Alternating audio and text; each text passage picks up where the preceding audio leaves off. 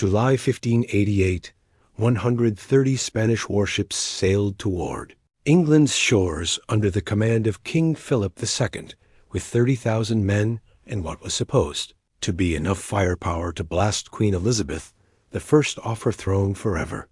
While they would eventually lose to the English, the Spanish Armada was the biggest naval fleet of the time and was considered the invincible armada. Now sure, the English don't need saving, but just for the fun, let's change one thing. Lurking beneath the waves sits something that shouldn't exist for another 400 years. The USS Seawolf, a nuclear-powered attack submarine from the 90s, armed with enough torpedoes to sink a fleet and technology to make Renaissance warfare look like a food fight. So, what happens when the most advanced submarine ever built faces off against the pride of Spain as Golden Age Navy? Let's find out. The USS Seawolf is 353 feet of pure democracy that costs more to build than Spain's entire armada. Its teardrop hull slices through water at roughly 40 miles per hour underwater, faster than most Spanish ships could go with a hurricane in their sails. The USS Seawolf is packing 50 weapons in its torpedo room, including Mark 48 torpedoes that can literally break a ship in half from 20 meters away. Each torpedo carries 650 pounds of high explosive and travels at 55 knots, guided by onboard sonar and a silicon brain. Two technologies the Spanish of 1588 could never comprehend.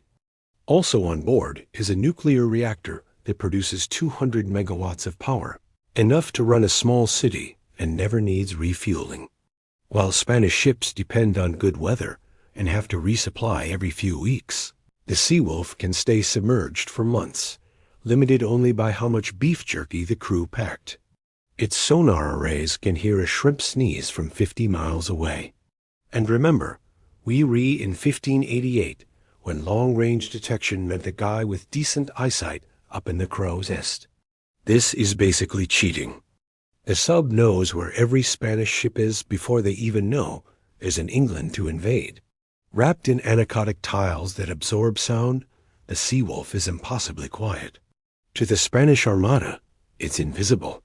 Across the ocean, Philip II has sent the invincible Armada, 130 ships, including massive galleons like the 100-ton San Martin, bristling with bronze cannons. These floating fortresses carry 2,500 guns total, though most are tiny anti-personnel weapons that are rendered useless against a submarine. The Spanish fleet sails in a defensive crescent formation perfected over decades of warfare. The plan is to get close, grapple enemy ships, and unleash 19,000 soldiers trained in hand-to-hand combat who have just conquered half of Europe. Leading this wooden behemoth is the Duke of Medina Sidonia, a competent administrator who gets seasick and has never commanded a fleet before because apparently Spain thought invading England was a good time for on-the-job training. Supporting the Armada are the best sailors and soldiers of the Spanish Empire. These men conquered the Aztecs, dominated Italy, and control more of the planet than anyone else in 1588. They're tough, experienced, battle-hardened, and completely unprepared for what's coming. As dawn breaks on August 8th, the Spanish fleet approaches Gravelines, recovering from last night's English fire attack. They're scattered, missing anchors, but still confident considering they outnumber this new English fleet 130 to 1. Who can blame them? 40 miles away, the Seawolf sonar tracks over 100 wooden contacts as they crash through the waves, making more noise than a kindergarten class. The submarine ghosts toward them at 20 knots, silent as death. The torpedo room crew loads the first Mark 48 into Tube 1. At 0600, the Seawolf launches its first torpedo, a 3,400-pound smart weapon that streaks through the water at 55 knots, while its onboard computer analyzes the acoustic signature of its target, the flagship San Martin. The Spanish have no idea death is racing toward them at highway speeds. Hell, they don't even know what highway speeds are. 3 minutes later, The torpedo detonates directly under San Martin's keel. The 100-ton galleon literally jumps out of the water, its spine shattered, and crashes back down to the water in 2 pieces. The Duke of Medina Sidonia and 400 men vanish into the channel in seconds. Before nearby ships can process what happened, 3 more torpedoes are already on their way. The Sea Wolf's crew works with practiced efficiency, and they have 8 shots before needing to reload. Spanish captains see their flagship explode from below with no warning and no enemy in sight. Some scream about sea monsters. Others fall to their knees in prayer. A few of the smarter ones just start sailing in the opposite direction. The sub systematically targets the largest and loudest of the fleet. Command ships and troop transports. Every 3 minutes, another torpedo launches, and every 3 minutes, another Spanish ship ceases to exist. It's tough to even call a battle. Within an hour, 15 major Spanish warships are gone, wiped off the face of the planet. Thousands of men who woke up expecting to conquer England are now asking their ancestors if they know what happened. The surviving Spanish try everything. They fire cannons randomly into the water. In other words, throwing rocks at a ghost. Some drop barrels of gunpowder overboard, hoping to hit whatever demons lurk below. One desperate captain orders his men to stab the ocean with pikes. It goes about as well as you'd expect. The Armada's famous crescent formation collapses faster than New Year's resolutions. Ships collide trying to flee. Captains order full sail north-south, anywhere but here.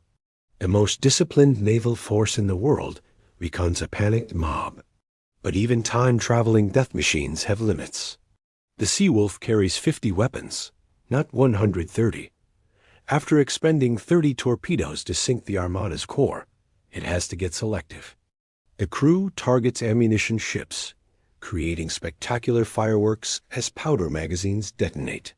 By noon, what started as an invasion becomes a rout. Spanish ships scatter to every point on the compass.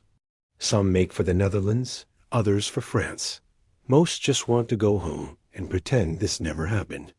The submarine shadows the largest group fleeing north, occasionally launching a torpedo just to remind them the ocean hates them now. Spanish morale shatters. When sunset arrives, the Spanish Armada, as a fighting force, no longer exists. 30 ships are confirmed sunk. Another 20 are on their way, and the rest are running for their lives. The channel is littered with wreckage, barrels, and many very confused or very dead sailors. Spanish survivors who make it home tell wild tales of explosions from below, invisible demons, and England's pact with the devil himself. The Inquisition very possibly tries switching to Satanism to make a pact of their very own. Put simply, they won't ever know what hit them. Spain never attempts another major invasion of England, not because they can't build more ships, but because sailors literally refuse to enter English waters. The haunted channel becomes a permanent psychological barrier. King Philip II dies, convinced God abandoned Spain, and the devil is in cahoots with Protestant England. The Pope issues several bulls condemning whatever infernal weapon the English used, which is awkward since the Armada was destroyed before England heard they were on their way. England's naval reputation skyrockets without firing a shot, and the British Empire gets a 400-year head start on ruling the waves. The Sea Wolf, having deleted the Spanish Navy, likely with a few remaining torpedoes, could theoretically visit Spain and introduce the empire to democracy. But that's a different timeline. In our scenario, one submarine accomplished more in 8 hours than the entire 16th century. The Spanish Armada didn't just lose. It went extinct and left a trail of PTSD in its wake. If you're curious about what would happen if a modern tank fought at Gettysburg, check out the video on the screen now. And if you're curious what would happen if a Navy SEAL fought in the Colosseum, subscribe and hit the bell so you don't miss it. Thanks for watching.